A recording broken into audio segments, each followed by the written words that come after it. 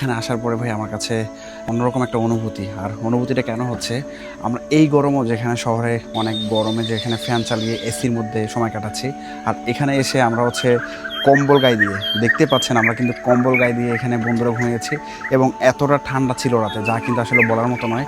পুরো এখানে কুয়াশা এবং মেঘ আমাদেরকে ছুঁয়ে গেছে। আমাদের এই কটেজটার ঠিক পিছন সাইডে দেখতে পাচ্ছেন যে সেই সুংসাংপাড়া ক্যাম্প, ক্যাম্পের পিছনেই দেখতে পাচ্ছেন এই জায়গাটা কিন্তু পুরোটাই ছিল মেঘে ঢাকা।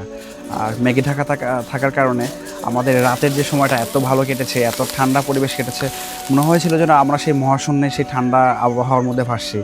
আর এখানের পরিবেশগুলো তো আসলে দেখতে গেলে প্রথমত হচ্ছে সেই ত্রিমুখ পিলার যে রাস্তা বলি, সেটার কিন্তু রাস্তাটা পিছনে দেখা যাচ্ছে।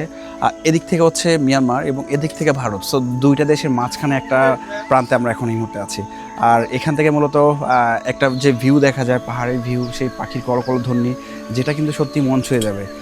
বলা যায় যে কেওক্রাডং 0 পয়েন্টের পর থেকে একটু সামনে আসার পরে যেটা সুংসাং পাড়ায়, এখানে আসলেই মূলত আপনি এই সুন্দর শহরটা দেখতে পারবেন। সো সকালবেলা এই মুহূর্তটা আপনি যদি শেয়ার করতে চান, অবশ্যই আপনাকে খুব সকালে উঠতে হবে, লাইক 5টা থেকে 6টা, এই টাইমে আপনাকে টাইম স্পেন্ড করতে হবে। তাহলে সেই পাখির ধ্বনি এবং প্রকৃতির সাথে মিশে যাওয়ার মতো একটা ওয়েদার আপনি পাবেন। So thank you. ইনশাআল্লাহ যারা আসবেন এই সময়টা অবশ্যই উপভোগ করবেন।